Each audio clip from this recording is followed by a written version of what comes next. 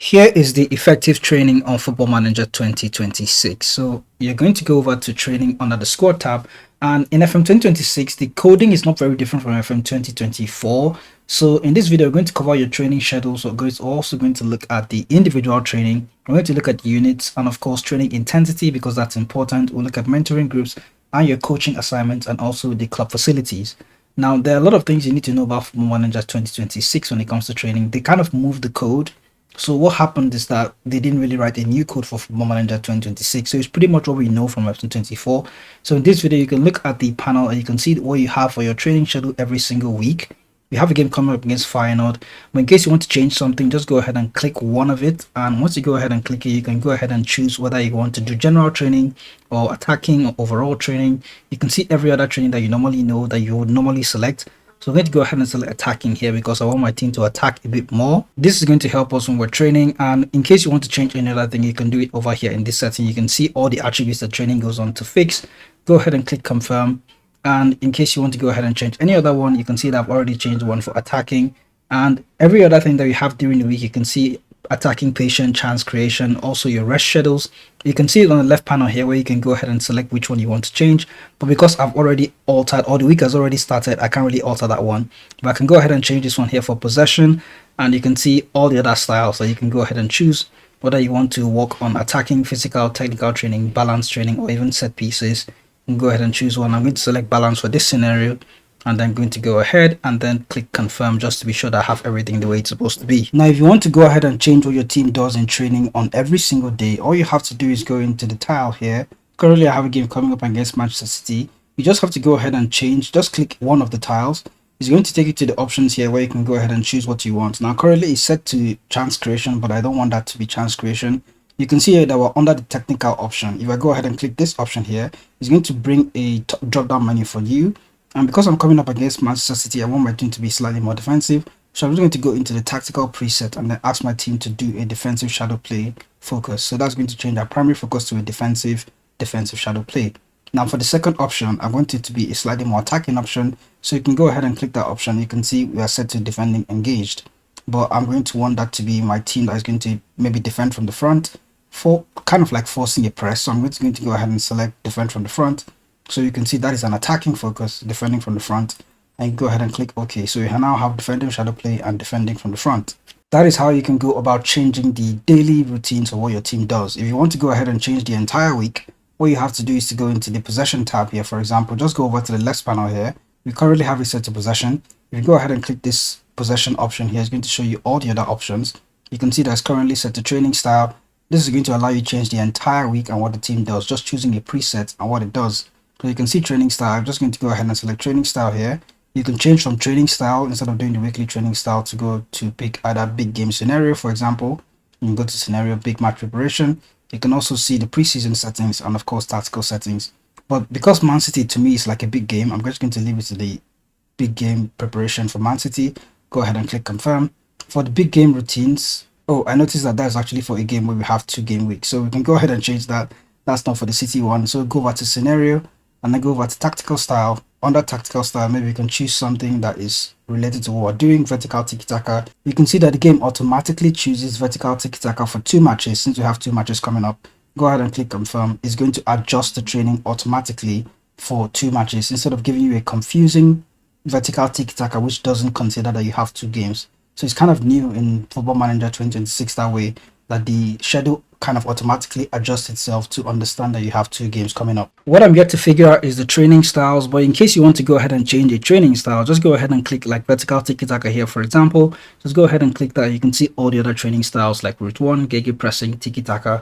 I'm currently trying to build a training style for vertical tiki-taka with this particular Newcastle save. So I'm just going to leave it on vertical tiki-taka. I'm not really going to change anything, and then go ahead and click confirm. But you can go ahead and choose whichever training style you want and then go ahead and change it from there. We're getting to the deep end of Football Manager effective training, and just to cover some more things, you can go ahead and choose general calendar, but you can go back and just lock your calendar to only training. If you go ahead to calendar, you can also choose this filter as well. I'm just going to take it back to training right now, and you can go ahead and change your calendar that way. You can use the back button to go all the way back to the training menu. And then let's look at individual training now. Under individual training, it's kind of really mixed up right now, so you're going to want to pay attention. Let me just filter my players by the players that have had the best performance in training. I see here that Sven Botman has been the best performer. I'm just going to go ahead and select Sven Botman. And currently you can choose the in possession role and then the out of possession role. He doesn't have any role for out of possession in training. I'm going to go ahead and select this, select defense, and then make him a center back. I think just normal center back is fine. Normal center back, just go ahead and select that. And then you can go ahead and choose his intensity as well. But we're going to get into intensity in a lot of detail to allow you to actually choose which one is better. But you can go ahead and also praise him for his performance. He has been doing well. He's the best player in training. I'm going to go ahead and click praise player and then choose any of the other options. It's pretty much almost the same as Football Manager 2024. It's just that the menus are a bit more confusing now. They look like tiles more than anything else. But that is pretty much how FM26 training goes. You can go ahead and really set up your training routines the same way you would have done in any other Football Manager game. In case you want to go ahead and do multiple players, you can go over to list, and under the list option, you can go ahead and see all the players and again select them by the best performance. And you can go ahead and select each of these players one by one. There's a tick box here. You can hold on to shift key and then look for the next player. Maybe go scroll all the way down to the other player that had very good rating and then select everybody. But if you're doing this and you want to like change the individual training, you can ask your assistant manager to take care of the player roles and everything. Just go ahead and click ask the assistant. But the training intensity is not going to change. First of all, let me just acknowledge what the assistant manager has done. I'm just going to go ahead and click acknowledge. Before we go into the training intensity, let's look at the training units. Now you can see normal units as goalkeeping unit, defensive unit, and attacking unit.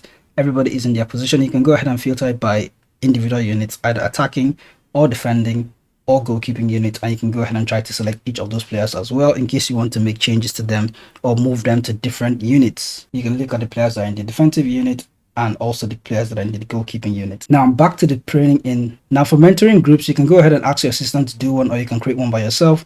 But for the sake of this video, I'm just going to ask the assistant manager to go ahead and assign all the mentoring groups. Once you go ahead and do that, you can see that the assistant manager comes up with the best players that can be in each group. We have Dan Burn and Lewis Hall and Hiron Ashby all working together in one mentoring group. You can see the second mentoring group here. We have Kieran Trippier, Tino Livramento, and Malik Theo all playing in one, and they're all defenders as well, so it kind of makes sense.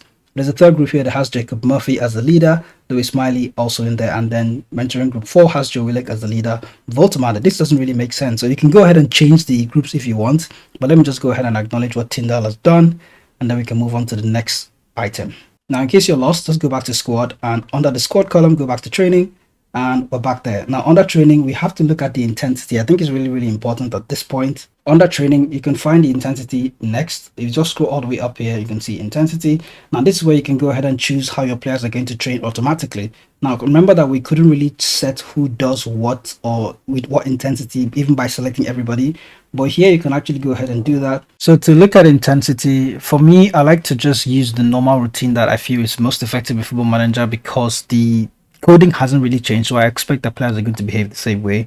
Players that are really low don't really need any pitch or gym work. Even players that have fairly bad fitness, no pitch or gym work. Players that have half fitness, I tend to set them to half intensity training intensity.